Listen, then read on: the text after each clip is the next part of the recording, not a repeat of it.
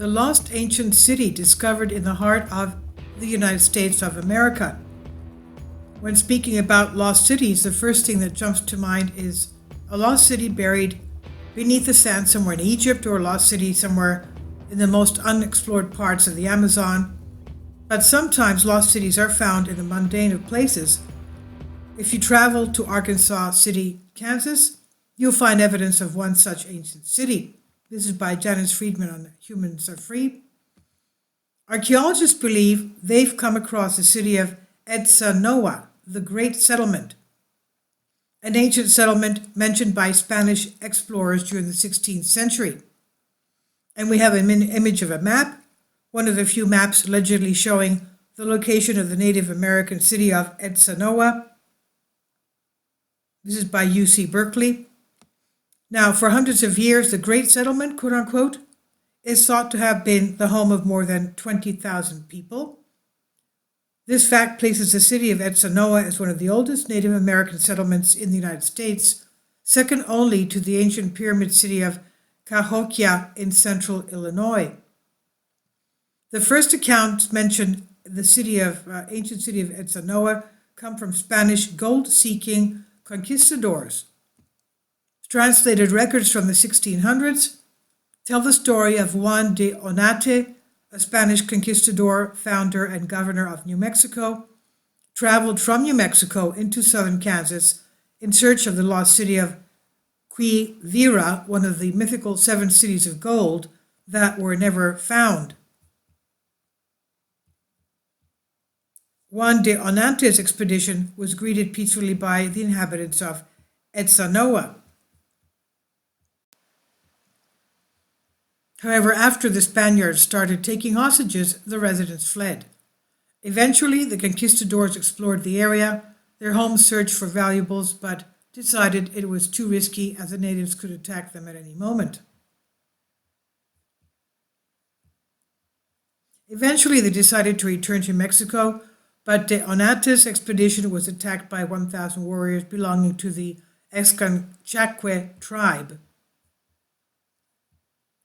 After suffering heavy losses, the conquistadors returned to New Mexico again. Finally, support my Patreon account. The daily posts are 5 videos daily, and they are totally different from what I have on my YouTube channel. Thank you so much for your support, and that you find all my content so interesting. You'll find the Patreon account details in the description box. Nearly a century later, French explorers traveled to the region but found nothing. The entire city vanished, and the French found no evidence of the people nor the city of Etzanoa. A discovery that changes early American history. For years, people have, in present-day Arkansas City, come across a number of ancient artifacts, like arrowheads, pottery, but no one was aware of the fact that there was a massive archaeological gold mine hidden beneath their feet.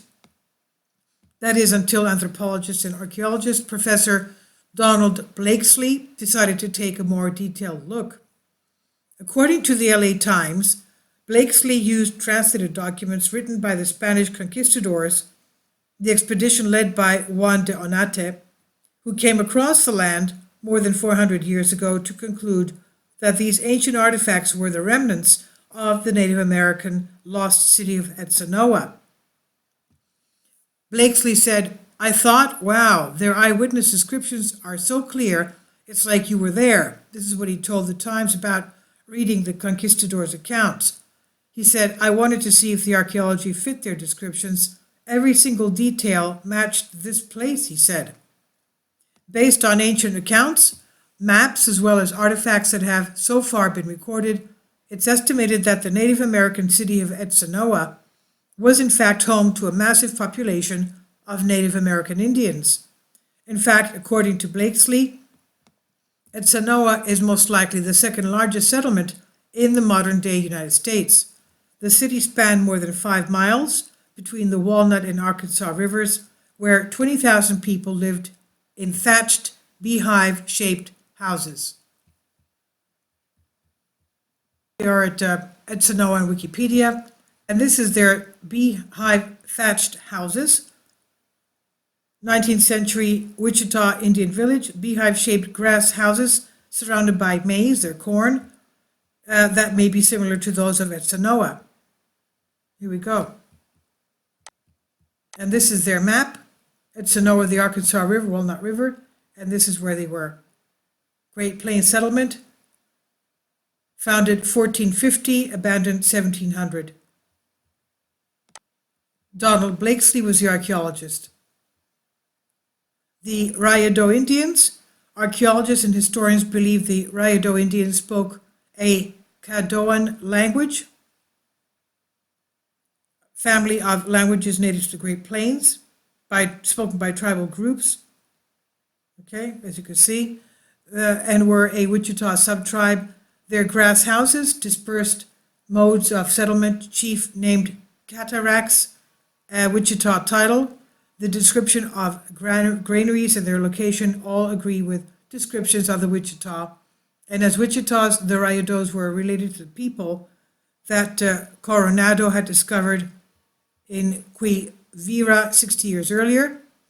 Linguist Nancy Perot Hickerson said that and called them Jumanos. Jumano seems to have been the generic term for Plains Indians, with painted or tattooed faces, as were the Rayados. And both Giuseppe Ornante's accounts describe the Rayados as numerous, more than 1,200 houses, which Ornantes estimated from the settlement indicates a population of at least 12,000, if the houses were as large as those of later Wichita tribes. Also, Chief Cataracts told the Spanish explorers that there were additional settlements upstream on that river and on other rivers.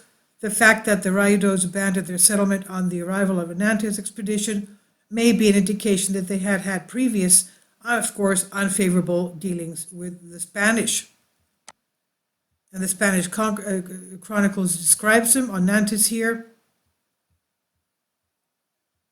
And Blakesley, Archaeological Statements, 2013, historians at University of California, Berkeley, retranslated the early Spanish accounts of expeditions to Kansas. The clearer translations allowed him to match written descriptions to the archaeological sites, and that's how he found them. Please leave your comments, and thank you for your support.